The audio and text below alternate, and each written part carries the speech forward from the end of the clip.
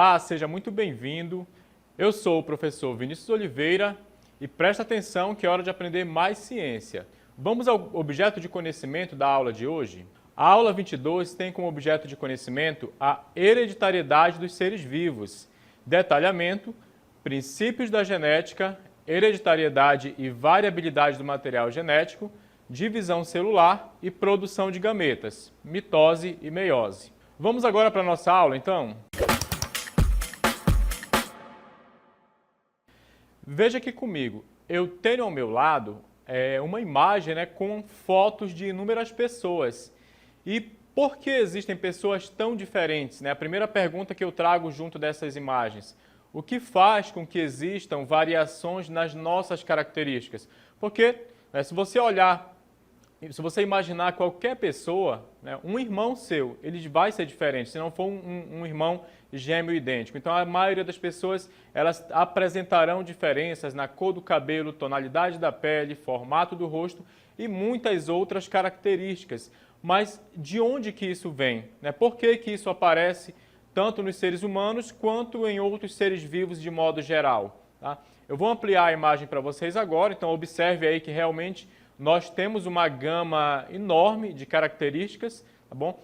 Dependendo da região do planeta, nós vamos ter pessoas com umas características. Aqui no Brasil, nós temos pessoas com outras características e assim por diante, certo? Antes da gente detalhar o porquê surgem essas variações, de onde que vem esse conjunto de características, eu vou explicar para você alguns termos que serão importantes para compreender os conceitos que serão apresentados nessa aula. É uma espécie de dicionário aqui, então presta bem atenção no significado dessas palavras, porque ele vai ajudar você a entender melhor aquilo que será apresentado nessa aula. Então a primeira palavra que eu vou apresentar são fatores, e aí eles significam na genética moderna, genes. O que são os fatores na nossa aula? Produz uma característica. Segregação é um sinônimo, tá? Significa a mesma coisa que separação. Próxima palavra, uma palavra nova nesse nosso contexto, alelo. O alelo ele é uma variante específica de um gene. Um gene, pessoal, é uma parte do nosso DNA responsável por produzir uma característica. A cor do cabelo é uma característica, a cor da minha pele é uma característica, a altura, tá bom? O formato do meu nariz, por exemplo, tudo isso são características determinadas por genes que estão armazenados no DNA, certo? E existem variações dos genes, e essas variações são chamadas de alelo. Tá? Mais palavras aí do nosso mini dicionário da aula sobre hereditariedade. Fenótipo é a expressão observável de uma característica resultante da interação entre seu genótipo, a informação genética, aquilo que está dentro da gente, guardado no nosso DNA, no interior das células, tá? E o ambiente. O ambiente é o externo, tá? O que está à minha volta, o meu tipo de alimentação, se o local do planeta que eu moro é muito quente ou faz frio, tá? Se é muito úmido ou pouco úmido, tudo isso vai influenciar, junto com o meu material genético, para que eu apresente um fenótipo, tá bom? Para que eu apresente certas características. Genótipo é o conjunto completo de genes que ele possui, determinando suas características hereditárias, certo? Por exemplo, eu herdei um conjunto de características do meu pai e da minha mãe. Cada um deles contribuiu com o genótipo deles, com uma parte da informação genética que eles possuem, tá? Porque todo o material genético, toda a informação que eles têm para construir um novo ser humano é chamada de genótipo. E aí os filhos herdam essa informação a partir dos seus pais.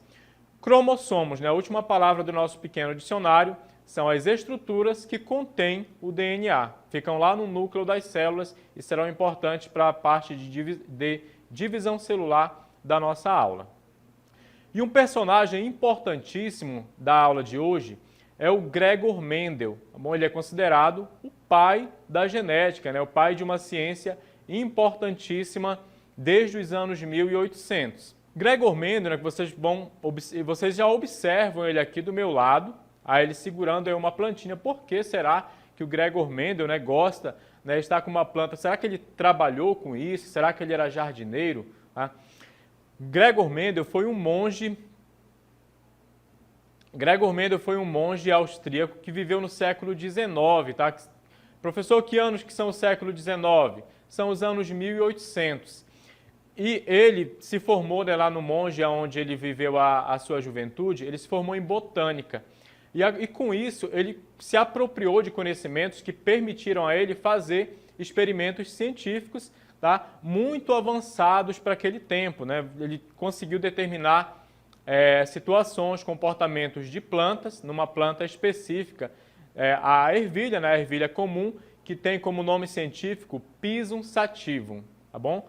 Pisum sativum, esse é o nome científico dela, tá bom? Pisum sativum. Professor Vinícius, por que o Gregor Mendel, que está aí do seu lado, escolheu a ervilha para trabalhar? Bem, pelas seguintes características. Ela é uma planta que é possível você observar várias gerações em pouco tempo. Então, ela consegue se reproduzir e produzir novas gerações ali no espaço de um ano ou no espaço mais curto, às vezes, de meses. E como ele queria observar características hereditárias, características que são passadas dos pais para os filhos, então ele precisava de um organismo que se reproduzisse rápido, que tivesse várias gerações mais rapidamente. Vamos supor que ele escolhesse utilizar, por exemplo, cavalos. Né? Cavalos têm um tempo longo de vida, ali 15 anos, por exemplo, né? Nessa faixa. Então ele ia conseguir observar no máximo 3 gerações, 4, ao longo de uma vida inteira. Seria um experimento inviável. Então essa foi uma característica fundamental para ele escolher a ervilha. Tá bom? Outra característica é que ela tem formatos e características, né? Essa é a palavra, melhor dizendo, fáceis de observar. O formato da semente, a cor da semente, a altura da planta, se a posição da flor estava no final ou se estava nos ramos axiais, que são esses ramos que estão afastados da ponta da planta, né, que a gente chama de guia muitas vezes, tá bom? Essas aí são algumas características que ele observou, se a semente era enrugada ou se era lisa, tudo bem? Então, por esses motivos, Gregor Mendel escolheu esse modelo para os seus experimentos. Vamos em frente, então, né, apresentar para vocês, melhor dizendo, o que Gregor Mendel descobriu a partir dos seus experimentos com as ervilhas. Bom, ele conseguiu postular ou determinar algumas leis a partir desses experimentos utilizando essas plantas. A primeira lei, né, que ficou conhecida como primeira lei de Mendel, diz o seguinte: lei da segregação dos fatores ou lei da pureza dos gametas, diz o seguinte: os alelos, que são as variantes de um gene, segregam-se, né, separam-se durante a formação dos gametas. Então, basicamente isso. Os alelos, tá bom, que são pares de um mesmo gene, eles vão se separar durante a formação dos gametas. Como resultado, metade dos gametas carrega um alelo e a outra metade carrega um segundo tipo de alelo, certo? Então, um conjunto de gametas vai ter uma informação no seu DNA e um segundo conjunto de gametas terá uma outra informação no seu DNA. Vamos observar nesse esquema. Para ficar fácil de compreender, eu vou explicar brevemente para você, para ficar fácil de compreender como que isso funciona na prática. Esses símbolos aqui na tela, eles representam gerações de planta. Essa bolinha com 2 letras V maiúsculas, né, Vzão dentro dela, representa ervilhas que só produzem sementes amarelas, certo? Não esqueça isso. Aqui nós temos um outro grupo de plantas que só produz sementes na cor verde, certo? Não importa quantas vezes façam cruzamento entre elas, as sementes sempre serão verdes. E a isso aqui ele chamou de geração parental, tá bom? Esse grupo aqui, né, o grupo de Vzão e o grupo de Vzinho, tá bom? Ele chamou de geração parental. E aí ele fez cruzamentos entre esses dois grupos agora. Ele vai misturar as informações, certo? Ele vai cruzar plantas de ervilha que só produzem sementes amarelas com plantas de ervilha que só produzem sementes, que só produzem ervilhas verdes. E aí o que vai acontecer? Nós temos aqui, observa que cada um dos filhotes, tá bom? Cada um dos bebezinhos, a gente vai usar essa linguagem para simplificar. Agora eles têm uma letra V maiúsculo que veio daqui, um Vzão, e tem um Vzinho, tá bom? Observe, Vzão e Vzinho, É só pensar professor Vinícius, que aí você não esquece aqui mais da letra V, tá bom? Vzão, Vzinho, para representar a cor da ervilha. Professor, nessa geração aí, que está como legenda F1, tá tudo amarelo. Por que está amarelo, professor? Porque todas as plantas agora passaram a produzir somente ervilhas com sementes amarelas, certo? Foi esse resultado que ele observou. E aí, a partir desse resultado, o Mendel, né, muito curioso lá no monastério, ele falou, vou fazer mais cruzamentos para observar o que vai acontecer com essas ervilhas, para determinar o comportamento do que ele vai chamar futuramente de fatores, certo? Vamos lá. Então, fazendo aqui esses cruzamentos todos, a gente tem que pegar sempre a primeira letra aqui da primeira planta e unir com a primeira letra da segunda planta. E aí nós temos o quê? Vzão, Vzão. Isso aqui no fenômeno de autofecundação, tá bom? O que é a autofecundação? É quando uma planta, ela poliniza a flor dela mesma. Você não vai cruzar agora plantas diferentes. Aqui foram cruzadas plantas puras e diferentes. Plantas que produziam sementes amarelas e plantas que só produziam sementes verdes. Aqui nós estamos fazendo autofecundação. Nós estamos pegando o pólen de uma flor e colocando ali no órgão feminino da flor dela própria, fazendo autofecundação. Para simplificar, é como se eu mesmo tivesse a capacidade de ficar grávido sozinho e ter um filho. Na espécie humana, nós sabemos que isso é impossível, mas nas plantas que possuem os dois sexos, tá bom? Chamadas de hermafroditas, elas conseguem produzir descendentes a partir da autofecundação. Então, no primeiro caso, nós temos aqui, ó, Vzão, Vzão, vai originar sementes amarelas. Primeira letra com a segunda letra dá o quê? Vzão, Vzinho. Novamente, semente amarela, igual aqui em cima. Primeira letra aqui da segunda, primeira letra e a segunda, tá bom? Isso no exemplo de autofecundação, novamente, Vzão, Vzinho, semente amarela. E um último caso, vou até apagar para você conseguir observar. Vzinho com Vzinho. Olha só que interessante. Nós temos agora uma planta que produz sementes verdes. Numa proporção de quanto, professor Vinícius? De 3. 1, 2, 3 para uma planta, né? Para uma semente verde.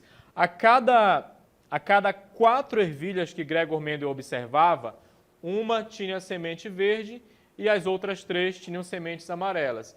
E aí ele determinou, né, construiu a sua primeira lei, a primeira lei de Mendel, né, que determina que no processo de formação dos gametas ocorre uma separação independente dos fatores, que a característica é determinada por 2 fatores, mas que na formação dos gametas eles se separam de forma independente, certo? Vamos então para a segunda lei de Mendel, né? Tratando aqui sobre hereditariedade. Lei da distribuição independente. Os alelos de diferentes genes separam-se, ou melhor, segregam-se independentemente um do outro durante a formação dos gametas. Isso significa que a herança de um gene, por exemplo, a herança de um gene relacionada à cor dos olhos não está diretamente relacionada à cor da pele ou ao tipo de cabelo, certo? É isso basicamente que essa lei quer dizer. Isso significa que a herança de um gene não influencia a herança de outro gene. E a gente vai mais uma vez aqui de forma mais breve, só para exemplificar para você, como que várias características se comportam quando a gente fala dessa segunda lei de Mendel, chamada de lei da distribuição independente. Aqui nós temos um conjunto maior de características que eu não vou fazer os cruzamentos para vocês, porque levaria muito tempo e nós não teríamos suficiente. Mas perceba que há um conjunto de letras para cada tipo de semente que ela está ligada à característica. As letras maiúsculas representam aquelas características que sempre vão sobressair, que nós vamos falar que elas serão características dominantes. As letras minúsculas vão representar as características recessivas, certo? Aquelas que vão ficar escondidas numa geração, mas elas poderão aparecer futuramente, dependendo do cruzamento que for realizado. Olha só, sempre que nós temos uma maioria de letras grandes, aqui nós teremos semente amarela e não rugosa nesse caso. Ele estava testando a característica, se a semente aqui seria lisa ou rugosa e se seria amarela ou verde, ok? Então nós temos uma predominância na proporção, novamente, de 3:1, né, para todas as características. Professor, não estou entendendo essa proporção de 3:1. Eu vou demonstrar. Eu vou contar aqui para você quantas ervilhas são amarelas no geral. Nós temos 1, 2, 3, 4, 5, 6, 7, 8, 9, 10, 11, 12. 12 num grupo total de 16 sementes. Então, nós temos aí uma proporção de 3:1, certo? Eu vou pegar agora outra característica. Eu vou pegar a característica ervilha rugosa, certo? Aqui, ó, essa engelhada, né? Rugoso quer dizer engelhado, tá? Rugoso e mais aqui, rugoso, tá faltando mais uma. Bem aqui, ó, essa verde. Novamente, nós temos num total de 16, 4 ervilhas com semente rugosa ou engelhada. E essa proporção, ela se mantém para qualquer característica que Gregor Mendel estivesse estudando lá nos anos 1800, onde hoje fica localizada a República Tcheca, certo? Então ele observou, se ele estivesse estudando a altura da planta, ele ia encontrar a mesma proporção. Se ele estivesse estudando a posição da flor, ele encontrou a mesma proporção, tá bom? Se ele estivesse pesquisando se a ervilha é lisa ou rugosa, ele vai encontrar a mesma proporção. E algo interessante, ele fez isso com milhares e milhares e milhares de plantas. Não foi só com 20 indivíduos, tá bom? Ele contou ali 6.000 ervilhas, 8.000 ervilhas, dependendo da característica que ele estava buscando. Vamos à terceira lei, então?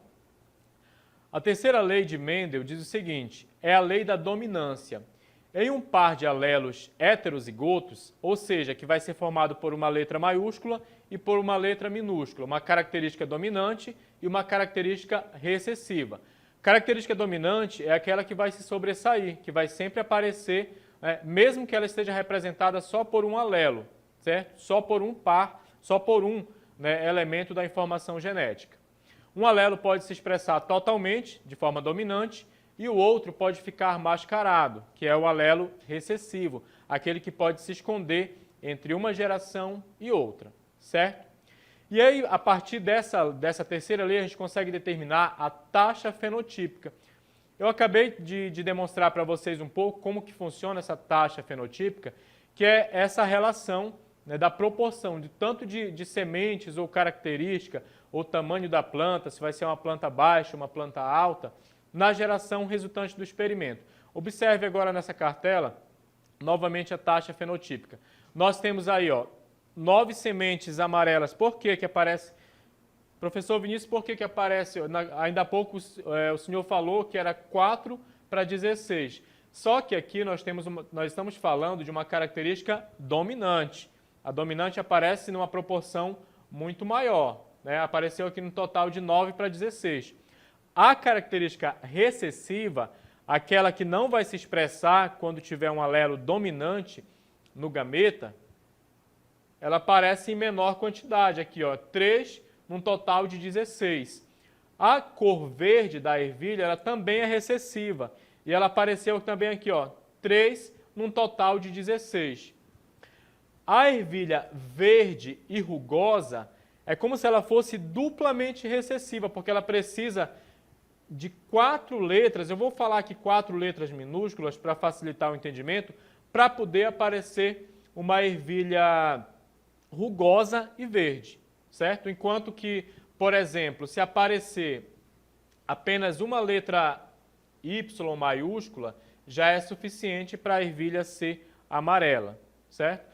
Aqui no lado nós temos representados os cromossomos, que são as estruturas onde está guardado o material genético. E é por meio dessa combinação do material genético que essas diferentes características vão se expressar. Mas bem, pensando no ser humano, né, como que aparecem as características que nós costumamos observar? Para entender disso, a gente tem que falar de divisão celular e produção de gametas. Mas vamos pensar no seguinte, o que faz com que sejamos parecidos tanto com o nosso pai quanto com a nossa mãe, porque a gente tem característica dos dois, certo? Onde estão essas informações e como que elas chegam até nós? Vamos lá então entender como que acontece a divisão celular. Nós temos um primeiro tipo de divisão celular chamada de mitose. Esse tipo de divisão celular é realizada pelas células em que uma célula dá origem a duas novas células com o mesmo número de cromossomos. Pensa bem aí, uma célula tem inicialmente 30 cromossomos, está aqui, 30 cromossomos. Se na mitose a célula filha tem que ter a mesma quantidade de cromossomos, então, obviamente, elas também terão 30 cromossomos cada uma. Aqui nesse esquema está representado uma célula com o seu núcleo e bem aqui ampliado um cromossomo, que, como eu falei ainda há pouco, são as estruturas que organizam e que guardam o nosso DNA. Nessa próxima cartela, em que você vê um esquema da divisão celular chamada de mitose, nós temos aqui as fases, e eu vou falar uma frase para você memorizar as fases da mitose. É a seguinte frase: prometo a Ana telefonar. Prometo a Ana telefonar.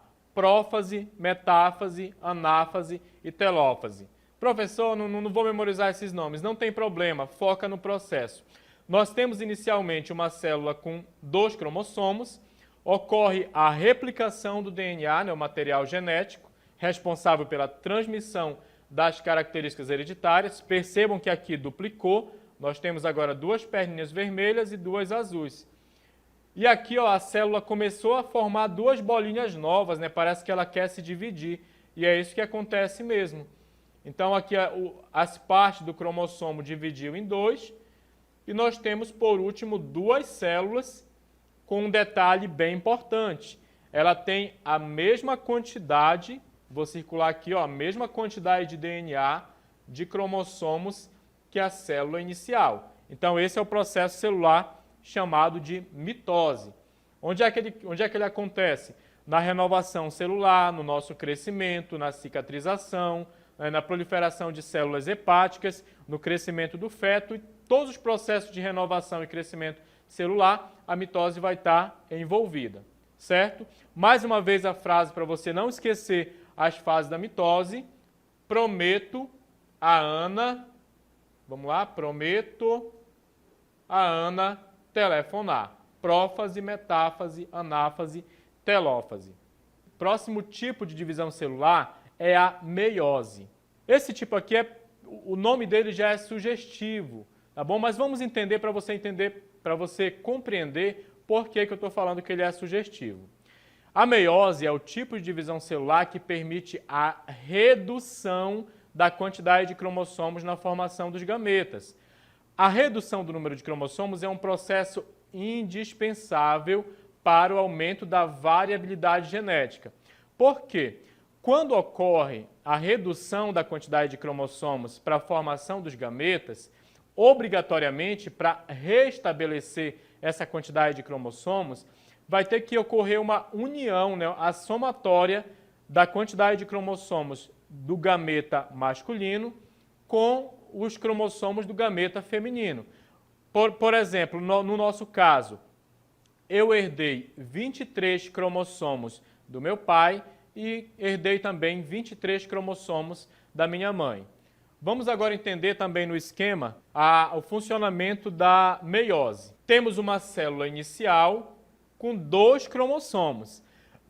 Toda célula, antes de se dividir, ela precisa duplicar o seu material genético. Não tem como ela doar nada antes dela duplicar os seus cromossomos. Então aconteceu aqui, tem uma duplicação dos cromossomos. Cromossomo é o quê? Estruturas que guardam o DNA, tá bom? E o nosso DNA é o material genético responsável pela transmissão das nossas características. Então ocorre uma primeira divisão, uma primeira meiose, certo? E aqui o número de cromossomos ele ainda é mantido, tá bom? Só que eles estão juntinhos, não separou aqui o que a gente chama de cromátides, ok? Elas ficaram emendadas.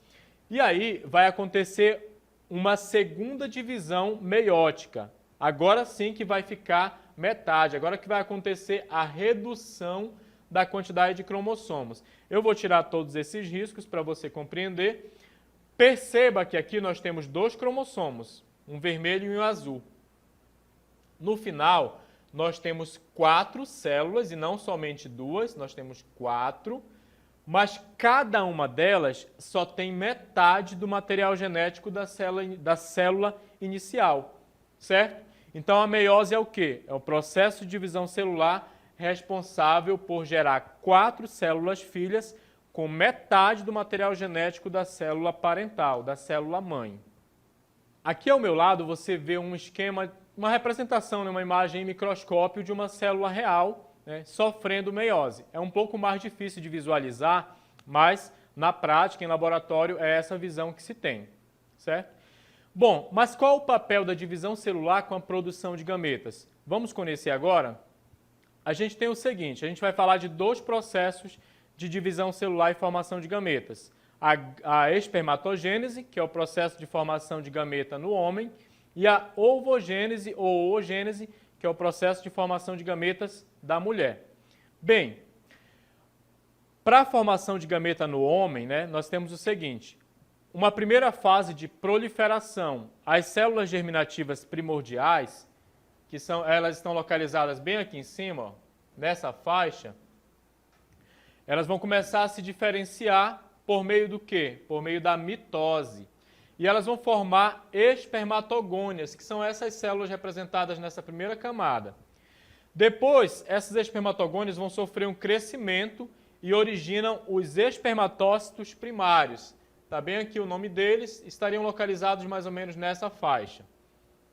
E aí, na sequência, nós temos o primeiro processo de meiose, a meiose 1, ok? Os espermatócitos primários sofrem meiose 1, formando os espermatócitos secundários. Está bem aqui. Nesse caso, tá bom, ainda não houve uma redução da quantidade de cromossomos. E aí tem uma segunda meiose, em que os espermatócitos secundários sofrem meiose 2, resultando nas espermátides. Estão bem aqui as espermátides. E aí o próximo processo é a diferenciação ou a espermiogênese, em que surgirão basicamente os espermatozoides de verdade, com uma cabeça, com cauda e com acrosoma. E o mais importante, com a metade do material genético da célula inicial. Se as células humanas têm 46 cromossomos, um espermatozoide tem que ter somente 23 cromossomos, certo? E a gente chega então à ovogênese, que é o processo de formação do gameta feminino. Vamos lá então? A divisão celular e a formação de gametas. A ovogênese vai ter o quê? Vai ter novamente a proliferação de células por meio de mitose, certo? As células germinativas primordiais vão se dividir por mitose, tá bom? Lembrando que quando não precisa haver redução da quantidade de cromossomos, o tipo de divisão presente que ocorre é a mitose. E aí nós temos uma fase também, assim como na espermatogênese, nós temos uma fase de crescimento, certo? Chamada de mitose. E aí na sequência vem novamente a meiose. Por quê? Porque precisa haver uma redução da quantidade de cromossomos. E aí vai acontecer parecido como foi lá com o gameta masculino. O ovócito primário sofre meiose 1, resultando em um ovócito secundário e um corpúsculo polar. Está bem aqui, ó, ovócito secundário, corpúsculo polar. Essas estruturas dentro deles são os cromossomos, as estruturas que têm o DNA. Diferente do homem, não vai ter a formação de 4 óvulos, mas somente de um. Observe que na meiose 2, o ovócito secundário sofre esse processo de meiose 2, resultando em um óvulo e outro corpúsculo polar. Agora sim, nós temos um óvulo e bem aqui outro corpúsculo polar, certo? Que não são gametas, não são células que terão a capacidade de gerar um novo ser vivo. O óvulo sim, caso ele seja fecundado por um espermatozoide. Tudo bem? Então, espero que tenha ficado claro o processo de formação dos gametas a partir da meiose. Tá? Reforçando, a meiose é um processo fundamental para a formação do gameta, tanto o masculino quanto o feminino. Certo? Essa foi a nossa aula de hoje. Espero que tenham compreendido muito mais aí sobre o processo de hereditariedade dos seres vivos.